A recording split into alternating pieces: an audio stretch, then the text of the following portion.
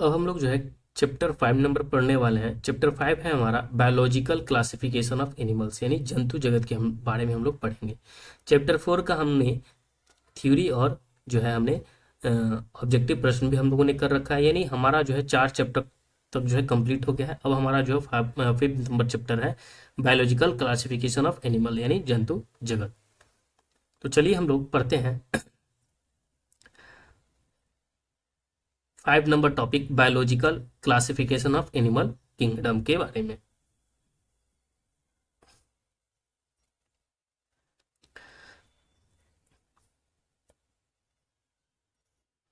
तो जंतु जगत के जीव की प्रमुख विशेषता क्या होती है, सबसे पहले उसके बारे में हम लोग देखते हैं। तो जंतु जगत के जीवों की प्रमुख विशेषता के बारे में हम लोग देखते हैं सबसे पहले कि आखिर जंतु जगत में जीवों की प्रमुख विशेषता क्या क्या है।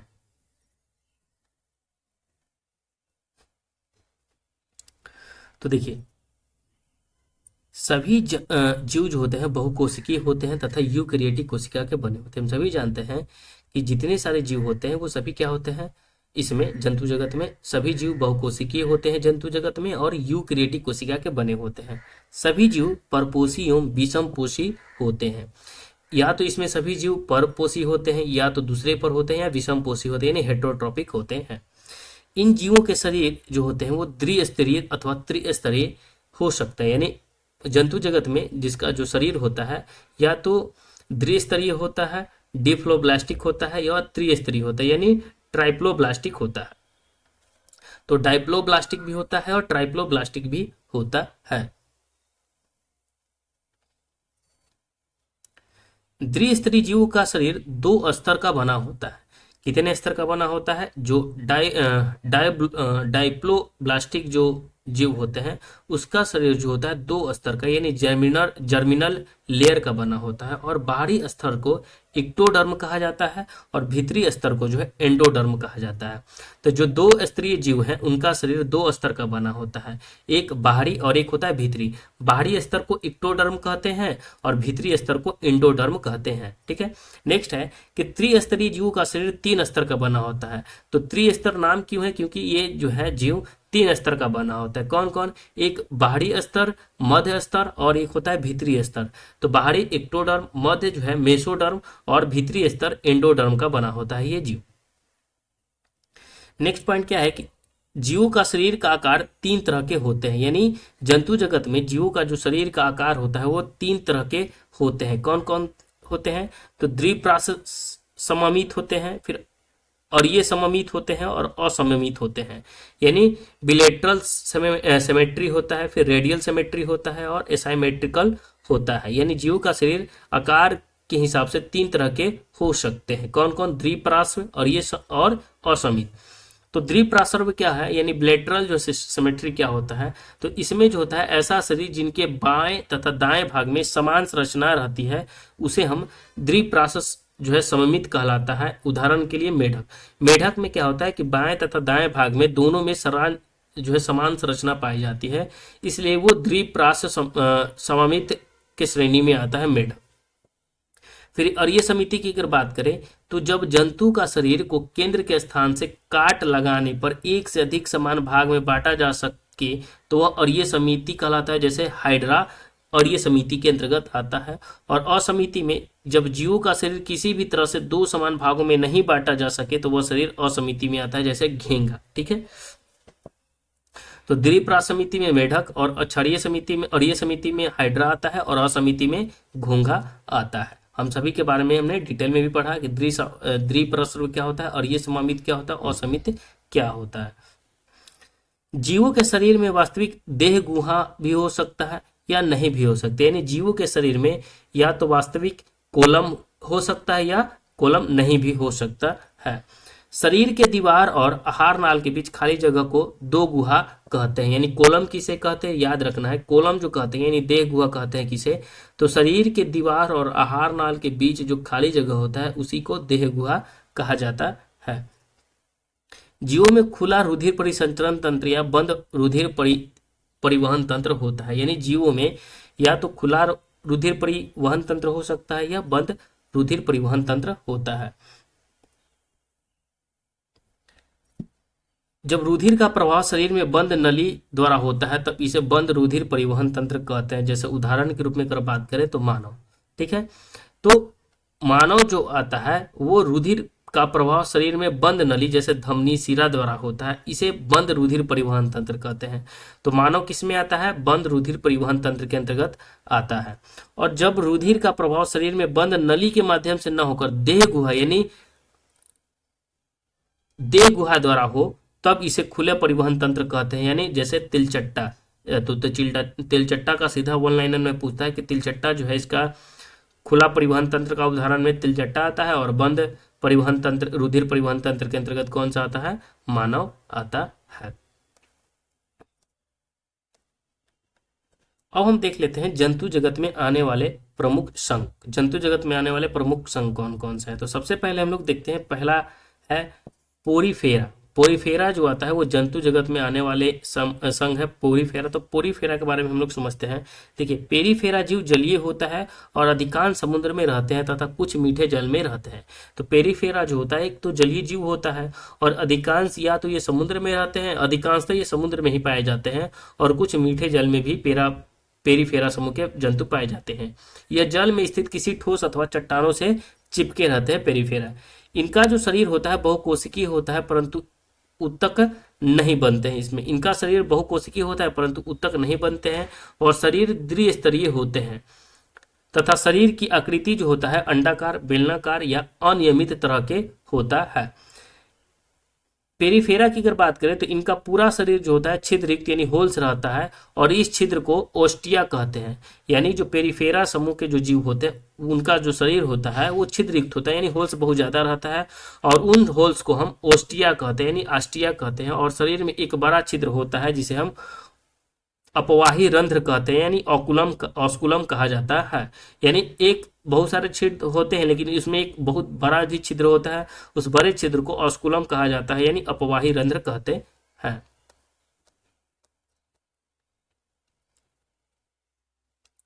पेरिफेरा जीव का शरीर कठोर बाहरी कंकाल से ढका रहता है जिस पर कांटे के समान रचना होती है, और इस कांटों को हम स्पाइकुलस कहते हैं, और बाहरी कंकाल कैल्शियम कार्बोनेट के बने होते हैं। इन जीवों में प्रजनन लैंगिक अथवा अलैंगिक दोनों विधि से होता है। अलैंगिक जनन मुकुलन द्वारा या रीजेनरेशन यानी पुनरुद्भवन द्वारा होता है। पेरिफेरा उभयलिंगी होते हैं और तथा इनमें निषेचन आंतरिक होते हैं। जैसे प्रमुख अगर जीव की बात करें तो साइकन हो गया, स्पंज हो गया, स्पंजिला, इंसोपांजिया और यूप्लेक्टेला जो है हो गया, और हाइलोनेमा हो गया, ये सभी जो होते हैं इस के अंतर्गत आते हैं, पेरिफेरा के अंतर्गत आते हैं। नेक्स्ट हमारा है सिलिंट्रेटा और नाइडेरिया, यानी सिलिंट्रेटा या नाइडेरिया की अगर हम बात करें तो सिलिंट्रेटा और नाइडेरिया में कौन कौन आते हैं? तो इस संघ के अधिकांश जीव समुद्र में रहते हैं। यानी सिलिंट्रेटा और नाइजेरिया में हमने देखा पेरिफेरा भी समुद्र में ही अधिकांश रहते हैं और मीठे जल में रहते हैं। और सिलिंट्रेटा अगर जीव की बात करें तो इसके संघ के अधिकांश जीव जो होते हैं समुद्र में रहते हैं और कुछ मीठे जल में भी पाए जाते हैं। इनका शरीर उत्तक तक विकसित रहता है और इसमें कोई अंग या अंग तंत्र नहीं पाए जाते। यानी सिलिंट्रेटा की अगर बात करें जिसे नाइडेरिया भी या नाइडेरिया की, तो इसमें जो है उत्तक विकसित नहीं होता है, उत्तक विकसित रहता है, ठीक है, और इसमें कोई अंग या अंग तंत्र नहीं पाया जाता है सिलिंट्रेटा या नाइडेरिया में। इसमें जो होता है जीव के शरीर दो स्तर का बना होता है। यानी सिलिंट्रेटा जो है सिलिंट्रेटा या नाइडेरिया जीव में के जो जीव होते हैं उनका जीव का शरीर दो स्तर का बना होता है। जीव के प्रमुख के चारों ओर लंबे लंबे जो है संस्पर्शक रहते हैं, और जीव के शरीर में सुरक्षा हेतु शिकार पकड़ने हेतु दंश कोशिकाएं पाए जाते हैं। इसमें लैंगिक तथा अलैंगिक दोनों प्रकार के प्रजनन होते हैं। सिलिंट्रेटा में लैंगिक जनन भी होता है, अलैंगिक जनन भी होता है, याद रखना है। और अलैंगिक प्रजनन मुकुलन के द्वारा होता है, और सिलिंट्रेटा में अलैंगिक प्रजनन किसके द्वारा होता है? तो मुकुलन के द्वारा होता है। सिलिंट्रेटा में प्रमुख जीव कौन कौन है? तो देखिए, फाइसेलिया जो पुर्तगाली युद्धपोत भी कहा जाता है, आरिलिया जेलीफिश भी से कहा जाता है, हाइड्रिया हो गया, ठीक है, हाइड्रा हो गया, सीनिमोन हो गया, फाइंजिया हो गया जिसे कोरल बनाता है। ये सभी जो है सिलिंट्रेटा समूह के अंतर्गत आते हैं जीव। नेक्स्ट हमारा है प्लेटी हेल्थमीज, ठीक है। प्लेटी हेल्थमीज संघ में कौन कौन से आते हैं? तो हम सबसे पहले संघ के बारे में जानते हैं। तो देखिए, इस संघ के जीवन को चपटा कृमि और फीता कृमि कहते हैं। यानी इस संघ के जो जीवन को हम क्या कहते हैं? चपटा कृमि या फीता कृमि कहा जाता है प्लेटी हेल्थमीज जीव संघ के जीव को, क्योंकि जीव का शरीर जो होता है ना चपटा या फीते के समान होता है और शरीर 3 स्तर का बना होता है तथा इसमें अंग का विकास होना शुरू हो जाता है। इनमें इसमें जो होता है प्लेटी हेल्थ में इसमें अंग का विकास शुरू होता है और ये त्रिस्तरीय का बना होता है। इस संघ के अधिकांश जीव परिजीवी हैं जिनके कारण यह मनुष्य, पालतू तथा जंगली जानवर में विभिन्न प्रकार के रोग फैलाते हैं। यानी ये जो है मनुष्य में, पालतू और जंगली जानवरों में ये जो है विभिन्न प्रकार के रोग भी फैलाता है। परिजीवी शरीर से जुड़ने एवं भोजन ग्रहण करते हेतु इन जीवों के शरीर में कांटे पाए जाते हैं। ये जीव में पाचन तंत्र पाए जाते हैं, यानी प्लेटी हेल्थ में जो है पाचन तंत्र पाए जाते हैं और पाचन तंत्र में मुंह पाया जाता है परंतु मल द्वार नहीं पाया जाता है। और अन्य तंत्र में जैसे श्वसन तंत्र, परिवहन तंत्र और कंकाल तंत्र आदि का इस जीव में अभाव रहता है। यानी ना तो इसमें श्वसन तंत्र होता है, परिवहन तंत्र होता है, कंकाल तंत्र इसमें नहीं होता है। और पाचन की बात करें तो सिर्फ मुख पाया जाता है, मलद्वार एनस नहीं पाया जाता है। इस संघ के शरीर में विशेष प्रकार की कोशिका पाए जाते हैं जिसे जो है फ्लेम कोशिका कहते हैं। यानी विशेष प्रकार की इसमें कोशिका पाई जाती है, उन विशेष प्रकार की कोशिका को क्या कहते हैं? फ्लेम कहते हैं। और फ्लेम कोशिका द्वारा इन जीवों में जल संतुलन तथा उत्सर्जन का कार्य होता है। ये जीव उभयलिंगी होते हैं। प्लेटी हेल्थ में जो होते हैं कैसे होता है? उभयलिंगी होते हैं तथा इसमें निषेचन आंतरिक होता है। अगर प्लेटी हेल्थ में के जीव की अगर बात करें तो फेसियोला हेपेटिका और टेनियोस्लियम और प्लेनेरिया ये सभी जो है प्लेटी हेल्थ में के जीव होते हैं। प्रमुख अगर हम कुछ तथ्य देख लेते हैं तो देखिए फेसियोला हेप्टिका को जो है लीवर फ्लूक भी कहा जाता है और यह लीवर में रोग फैलाता है फेसियोला हेप्टिका। टीनिया सोलियम को फीता कृमि भी कहते हैं और फीता कृमि का पोषक सुअर होता है। फीता कृमि का पोषक कौन होता है? सुअर होता है। और सुअर का अधपका मांस खाने से यह फीता कृमि मनुष्य के आंत में पहुंचकर घाव उत्पन्न करता है। यानी सुअर का जो अधपका मांस जो खाते हैं लोग उससे यह जो है फीता कृमि मनुष्य के आंत में पहुंचकर क्या करता है? घाव उत्पन्न करता है। प्लेनेरिया परजीवी न होकर स्वतंत्र रूप से रहते हैं। प्लेनेरिया जो होता है ना परजीवी न होकर ये क्या होता है? स्वतंत्र रूप में रहता है। नेक्स्ट हमारा जो समूह है वो है एस्के हेल्थनीज। ठीक है, एस्के हेल्थनीज की अगर बात करें तो इसमें क्या होता है? तो इसमें जो है एस्के हेल्थनीज जीव को निमिटोडा तथा गोल कृमि भी कहते हैं। यानी एस्के हेल्थनीज जीव को निमिटोडा तथा गोल कृमि भी कहते हैं और इसका शरीर पतले धागे की तरह होते हैं तथा दोनों सिरों में क्या होता है? नुकीला होता है। जो जीव जलीय अथवा स्थलीय या परजीवी होते हैं। इस जीव का आहार नाल जो होता है वो पूर्ण विकसित होता है परंतु अन्य अंग तंत्र का अभाव होता है।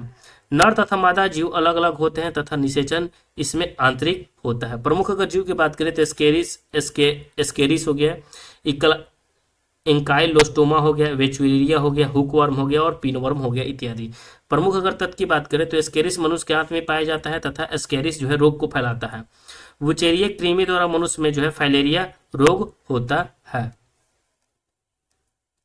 नेक्स्ट हमारा जो है एनेलिडा। ठीक है, एनेलिडा संघ में कौन कौन से आते हैं उन सभी के बारे में हम देख लेते हैं। एनेलिडा तो देखिए जंतु जगत में वास्तविक देह गुहा की उपस्थिति एनेलिडा संघ में ही शुरू होता है और इस जीव का शरीर खंडित जो होता है सेगमेंट्स द्विपार्श्व समिति या त्रिस्तरीय होता है। यानी दोहरी 2 स्तर का या 3 स्तर का होता है। एनेलिडा जीव जो है प्रायः स्वतंत्र जीवी जीवन व्यतीत करता है। इस जीव में बंद रक्त परिवहन तंत्र पाया जाता है मनुष्य की भांति ही और उत्सर्जन वृक्क के द्वारा होता है। श्वसन तंत्र त्वचा या क्लोम जो है इसके द्वारा होता है। इस जीव में जो है तंत्रिका तंत्र का भी विकास होता है और इस संघ की कुछ जीव एकलिंगी और कुल जो है कुछ उभयलिंगी भी होता है। यानी इस संघ के कुछ जीव एकलिंगी होते हैं और कुछ जो है उभयलिंगी होते हैं। प्रमुख अगर जीव की बात करें एनेलिडा में तो नेरिस हो गया, हिरोडोलोनेरिया हो गया, केचुआ हो गया, समुद्री चूहा हो गया, जोंक हो गया, ये सभी एनेलिडा समूह के अंतर्गत आते हैं। प्रमुख तथ्य में क्या है कि देखिए नेरिस को जो है सीपी किर्म के नाम से भी जाना जाता है। समुद्री चूहा का वास्तविक नाम जो है एप्रोडाइट है। ये सभी जो है पूछ सकता है वन लाइनर में। ठीक है, केचुआ का वैज्ञानिक नाम भी याद रखना है कि फेरिटीमा पोस्मुथा जो है केचुआ का जो है पुरुषुमा जो है केचुआ का वैज्ञानिक नाम है। यह मिट्टी को जो है भुरभुरा कर उसकी उर्वरा शक्ति को बढ़ाता है और केचुओं को किसान का मित्र भी कहा जाता है। नेक्स्ट है ऑर्थोपोडा समूह। ठीक है, अब देखिए यह ऑर्थोपोडा संघ जो होता है, यह संघ जो होता है वो एनिमल किंगडम का सबसे बड़ा संघ जिसमें कीट, मकड़ी, अन्य जीव आते हैं। यह जीव परिजीवी एवं स्वतंत्र जीव दोनों प्रकार के हो सकते हैं। आर्थ्रोपोडा सभी प्रकार के वास स्थान में पाए जाते हैं। कई आर्थ्रोपोडा जीव मनुष्य द्वारा खाए जाते हैं। आर्थ्रोपोडा का शरीर द्विप्रास और सममित त्रिस्तरीय तथा खंडित रहता है। शरीर के ऊपर बाहरी कंकाल रहता है जिसे क्यूटिकल कहते हैं। इन जीवों में श्वसन गिल्स ट्रैंकिया या बुक लंग द्वारा होता है और उत्सर्जन हेतु इसमें विशेष अंग होते हैं जिसे हम मेल्पिगियन नलिकाएं कहते हैं। इस जीव में खुला रक्त परिवहन तंत्र पाए जाते हैं जैसे अर्थोपोडा एकलिंगी होता है। प्रमुख जीव की अगर बात करें तो झींगा, केकड़ा, तिलचट्टा, बिच्छू, मकड़ी, ये सभी जो है अर्थोपोडा के प्रमुख जीव हैं। अब कीट वर्ग तथा मकड़ी में प्रमुख अंतर क्या है तो देखिए, जैसे कीट में 3 जोड़े टांग होते हैं और मकड़ी में 4 जोड़े टांग होते हैं। मकड़ी स्थलीय होता है और कीट स्थलीय और जलीय दोनों होता है। मकड़ी में उड़ने हेतु प्रायः पंख नहीं होते हैं जबकि कीट में पंख होते हैं। कीट में ट्रैंकिया द्वारा श्वसन होते हैं और मकड़ी में जो है ट्रैंकिया एवं बुकलंग दोनों के द्वारा श्वसन होता है। प्रमुख अगर तथ्य की बात करें तो सिल्वर फिश एक कीट है, इसमें पंख नहीं पाए जाते हैं। तिलचट्टा के हृदय में 13 कक्ष होते हैं, ये ऑनलाइन में पूछता है प्रश्न। मकड़ी के विशेष अंग पाए जाते हैं जिसमें जो है स्पिटेटस कहते हैं और स्पिनटेटस जो होता है उसकी मदद से ही मकड़ी जाला बुनती है। कीट का जीवन चक्र में 4 अवस्था होता है। कौन कौन? अंडा होता है, फिर लार्वा, फिर प्यूपा और फिर कीट। याद रखना है ये चारों अवस्था कीट का जीवन चक्र, अंडा, लार्वा, प्यूपा और कीट। मनुष्य के लिए उपयोगी प्रमुख कीट कौन कौन सा है तो एपिस इंडिका मधुमक्खी प्रमुख है, ठीक है। बॉम्बिक्स रेशम कीट है और लेसिफर यानी लाख कीट है। प्रमुख हानिकारक कीट जो रोग फैलाते हैं कौन कौन सा है तो देखिए, एक है घरेलू मक्खी या टाइफाइड, हैजा तथा डायरिया जैसे रोग फैलाते हैं घरेलू मक्खी। सैंड फ्लाई मक्खी या कालाजार रोग का वाहक होता है। और एंडीज मच्छर जो होता है यह डेंगू, चिकनगुनिया तथा जापानी इंसेफेलाइटिस रोग का वाहक होता है एंडीज मच्छर। और सीसी मक्खी जो होता है यह स्पिलिंग सिनिकस रोग का वाहक होता है सीसी मक्खी। अब हम लोग देख लेते हैं मोलास्का। तो देखिए, मोलास्का जीव स्थल पर मीठे पानी या समुद्र जल में पाए जाते हैं और इस जीव का शरीर कोमल होता है जिससे अधिकांश मंद गति से चलने वाले जीव होते हैं मोलास्का। जीव के शरीर पर पाए जाने वाले कोमल झिल्ली को प्रवार कहते हैं और कोमल झिल्ली की सुरक्षा देने हेतु शरीर पर कैल्शियम कार्बोनेट का बना एक कवच भी रहता है। आहार नाल इस जीव का पूर्ण विकसित होता है और इसे श्वसन क्लोम या फुफ्फुस द्वारा होता है। इनका हृदय जो होता है हृदयावरण में बंद रहता है और यह रक्त संचरण तंत्र खुला होता है। यह एक लिंगी होता है मोलस्का और इसमें जो है अतिरिक्त निषेचन भी होता है। मोलस्का में कौन कौन से आते हैं तो देखिए, काइटन हो गया, घोंगा हो गया जिसे पीला कहा जाता है, सीप, सिपिया, ऑक्टोपस, ये सभी जो है मोलस्का के अंतर्गत आते हैं। प्रमुख तत्व की अगर बात करें तो सिपिया जो होता है वो समुद्री जीव होता है। सिपिया नाम सुने होंगे, देखे भी होंगे, जिसे कट फिश भी कहा जाता है। ऑक्टोपस समुद्री जीव होता है, इसमें 8 लंबी लंबी भुजाएं होती है और इसे जो है डेविल फिश या श्रिंगमीन भी कहते हैं। पाइला जो होता है ये घोंघा भी कहा जाता है, पाइला को घोंघा भी कहा जाता है, पाइला को याद रखना है। नेक्स्ट है इकाइनोडोमेटा। इकाइनोडोमेटा की अगर बात करें तो इस संघ के जीव में समुद्र में रहते हैं। इकाइनोडोमेटा के जो जीव होते हैं वो समुद्र में रहते हैं और इनके त्वचा पर जो है कांटे पाए जाते हैं, यानी स्पाइरस जो है पाए जाते हैं। इस जीव में जल परिवहन तंत्र पाया जाता है जो प्रचलन, भोजन ग्रहण और शोषण में जीवों की सहायक होता है। इस जीव में उत्सर्जन अंग नहीं पाए जाते हैं, यानी इकाइनोडोमेटा में जो है उत्सर्जन अंग नहीं पाए जाते हैं। नर और मादा अलग अलग होते हैं और निषेचन आंतरिक होता है।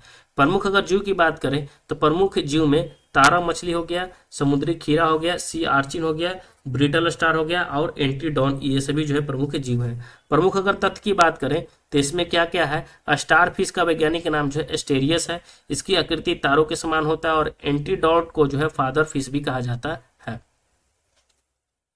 नेक्स्ट हमारा है हेमिकॉर्डाटा, ठीक है। हेमिकॉर्डाटा क्या है, हेमिकॉर्डाटा की अगर बात करें तो इस संघ के जीव छोटा तथा क्रीमी की तरह होता है और इस जीव समुद्र के किनारे सुरंग बनाकर रहता है। ऐसा यह जीव जो है समुद्र के किनारे सुरंग बनाकर रहता है, हेमिकॉर्डाटा, ठीक है। इसमें जो होता है नाटोकार्ड पाए जाते हैं और शरीर के केवल अगले भाग में ही रहते हैं। नर तथा मादा अलग अलग होते हैं तथा निषेचन बाहरी यानी एक्सटर्नल होता है। इसमें अगर प्रमुख जीव की बात करें तो बेलेनेग्लोसस, हार्डोमेनिया और एम्फियोक्सस और बैंकियोस्टोमा, ये सभी जो है हेमिकॉर्डेटा समूह के अंतर्गत आते हैं जीव, ठीक है। अब हम देखते हैं कॉर्डेटा, ठीक है। कॉर्डेटा क्या है तो देखिए, कॉर्डेटा में यह जल तथा स्थल पर पाए जाते हैं कॉर्डेटा जीव और इसमें जो है नोटोकार्ड पाए जाते हैं। इसमें क्या है कि बंद रक्त परिवहन तंत्र होता है और संघ कॉर्डेटा के 3 उपसंघ में बांटा गया है। कौन कौन सा बांटा गया है तो एक है यूरोकार्डेटा, सिफेलोकार्डेटा और वाटिब्रेटा, ठीक है। और सब फाइलम ऑर्टिबेटा की प्रमुख विशेषताएं भी हैं। कौन कौन है, इस जीव के जो है नोटोकार्ड मेरुदंड रज्जु में परिवर्तन हो जाता है। इन जीवों के मस्तिष्क क्रोनिकल नामक खोल में बंद रहता है। इन जीवों में विकसित संवेदी अंग पाए जाते हैं। कॉन्ट्रेटा सब फाइलम को 5 प्रमुख भागों में बांटा गया है: मत्स्य, एम्फीबिया, रेप्टिलिया और एविज और स्तनी। नेक्स्ट हमारा है मत्स्य क्लास पीसेस के बारे में बात करते हैं। तो देखिए, इस वर्ग के अंतर्गत सभी समुद्री एवं मीठे जल में रहने वाले मछली आते हैं मत्स्य में, ठीक है। फिर पॉइंट क्या है नेक्स्ट हमारा कि मछलियों का शरीर धारा रेखीय होता है और त्वचा सल्कों से ढकी होती है तथा तैरती हुई पंख, फाइन्स तथा जो है मांसल पूंछ पाए जाते हैं मत्स्य में। मछली में श्वसन क्लोम द्वारा होता है। श्वसन मछली जो श्वसन कैसे करती है? क्लोम के द्वारा यानी गिल्स के द्वारा करता है और क्लोम के मदद से मछली जल में घुली ऑक्सीजन का प्रयोग श्वसन हेतु करता है। मछली जो होता है अनियत तापी यानी कोल्ड ब्लडेड होता है तथा यह जल में अंडे देता है। कुछ मछलियां अंतः कंकाल केवल उपस्थि का बना होता है जैसे शार्क तथा कई मछलियां कंकाल जो होता है अस्थि का बना होता है जैसे रोहू का भी कंकाल का बना होता है, ठीक है। प्रमुख अगर जीव की बात करें तो इसमें बहुत सारे जीव हैं। कौन कौन से जीव हैं देख लेते हैं। देखिए, सिनेकोपोरस जो है स्प्लेंडिस जिसे मेंडारिनी फिश भी कहा जाता है, टोरियस वेलिंटस जिसे लॉयन फिश भी कहा जाता है, स्टिंगरे जिसे दसरे भी कहा जाता है, स्कॉलियोडोन जिसे डॉग फिश भी कहा जाता है और एक्सोसिटस जिसे उड़न मछली कहा जाता है, एनाबास क्लाइबिंग पर्च कहा जाता है और हिप्पोकैम्पस जो है समुद्री घोड़ा के नाम से जाना जाता है हिप्पोकैम्पस को। नेक्स्ट हमारा है प्रमुख अगर तथ्य की बात करें तो देखिए, मेड्रिस फिश, लायन फिश और एल्गर फिश और डॉग फिश और फ्लाइंग फिश समुद्री घोड़ा वास्तविक मछली है, जबकि हेल फिश, क्रेफिन सिल्वर फिश और कटल फिश और स्टार फिश जेल फिश मछली वर्ग के जीव नहीं है। गेम्बूसिया मछली जो है मच्छरों के नियंत्रण में सहायक होता है क्योंकि यह मच्छर के लार्वा को क्या करता है? खा जाता है। गेम्बूसिया मछली।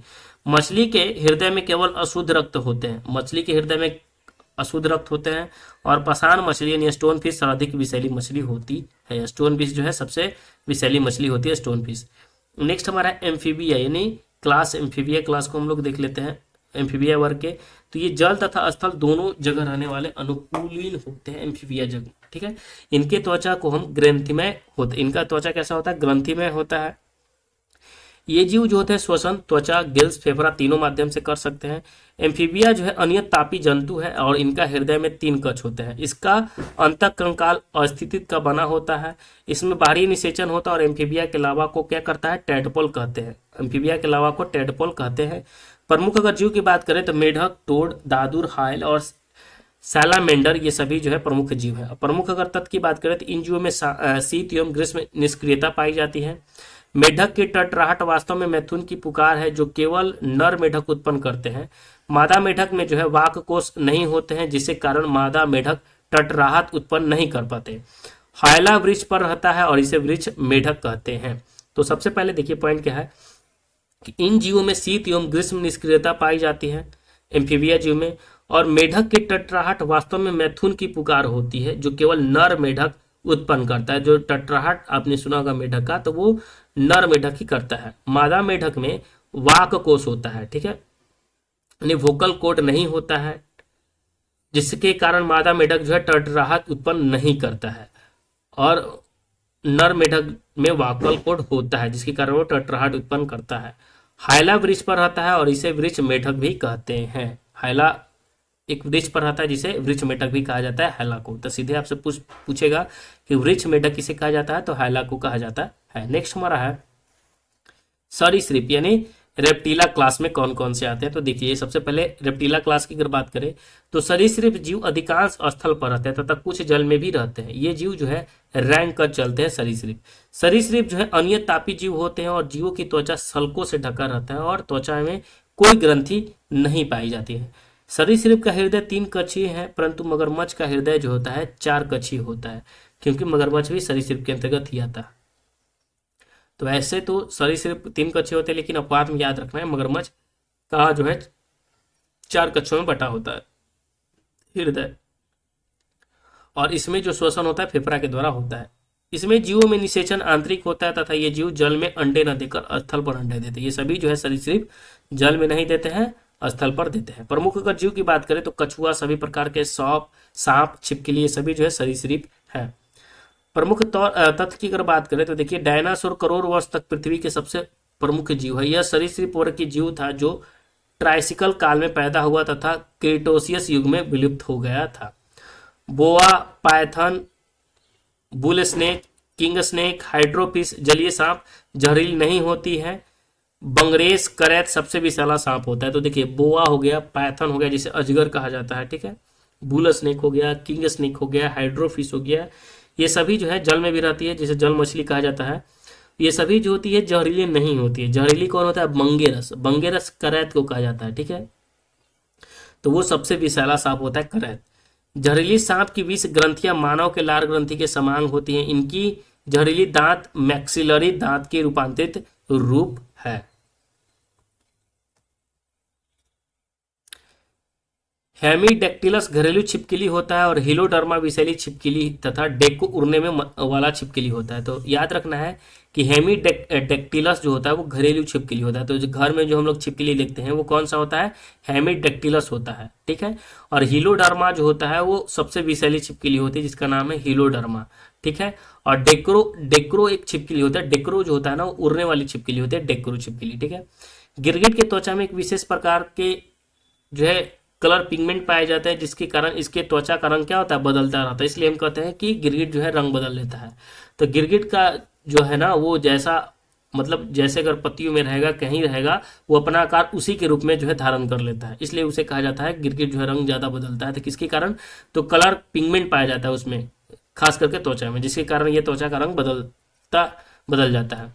किंग कोबरा एकमात्र सांप है जो घोंसला बनाकर रहता है। कोबरा भोजन हेतु सांप दूसरे को भी आहार बना लेता है। यानी किंग कोबरा एक ऐसा सांप है जो घोंसला बनाकर रहता है और कोबरा भोजन हेतु दूसरे सांप को भी आहार बना लेता है, यानी दूसरे सांप को भी खा जाता है ये। अब हम लोग देखने वाले हैं एवियस क्लास में, यानी पक्षी समूह में कौन कौन से आते हैं। तो देख लेते हैं। पक्षी जो होता है वो नियत तापी तथा उड़ने वाले जीव होते हैं। इनके शरीर परों यानी फेदर से ढके होते तथा उग्रपाद पंखों में रूपांतरित हो जाता है। अग्रपाद जो होता है पंखों में रूपांतरित हो जाता है। पक्षी के जबड़ों में दांत नहीं होते हैं और इसमें श्वसन फेफड़ा के माध्यम से होता है तथा हृदय 4 कक्षों में बटा होता है। पक्षी की अस्थि खोखली होती है तथा इनमें जो है वायु कोष भरे होते हैं। पक्षियों में जो है शब्दनी नामक बाद अंग होते हैं और पक्षियों की चहचहाट यहीं से उत्पन्न होता है। पक्षियों में एक अंडाशय होता है और मलाशय तथा मूत्राशय की जगह एक ही अंग पाए जाते हैं। प्रमुख जीव की अगर बात करें तो समस्त पक्षी जो होता है इसी में आते हैं। पक्षियों के संबंध में प्रमुख तथ्य की अगर हम बात करते हैं तो शुतुरमुर्ग पृथ्वी का सबसे ऊंचा विशालतम पक्षी होता है। यह अफ्रीका में पाया जाता है और एमू दूसरा विशालतम पक्षी है और ये ऑस्ट्रेलिया में पाया जाता है। और शुतुरमुर्ग तथा एमू दोनों उड़ने में असमर्थ होता है। पेंगुइन जलीय पक्षी होता है और उड़ने में असमर्थ होता है। यह पक्षी जो होता है दक्षिणी गोलार्ध में पाया जाता है। सबसे छोटा पक्षी जो होता है गुंजम पक्षी तथा यह पक्षी आगे पीछे दोनों तरफ उड़ान भर सकता है, गुंजम पक्षी, जिसे हामिंग बर्ड भी कहा जाता है। सबसे छोटी पक्षी होती है। कबूतर में विशेष प्रकार के श्वेत पोषक द्रव बनता है जिसे जो है कपोत दूध कहते हैं, यानी पिगन्स मिल्क कहते हैं। उड़नहीन पक्षी जो है कीवी न्यूजीलैंड में पाया जाता है, जो उड़नहीन उड़ती नहीं है कीवी पक्षी, ठीक है। उड़नहीन पक्षी में और हैं, जैसे में कौन कौन है? शुतुरमुर्ग, कीवी, एमू के कुटक नहीं पाए जाते हैं। एमू में कुटक नहीं पाए जाते हैं। कुटक एक प्रकार की हड्डी है जो पक्षियों को उड़ने में क्या करता है? मदद करता है।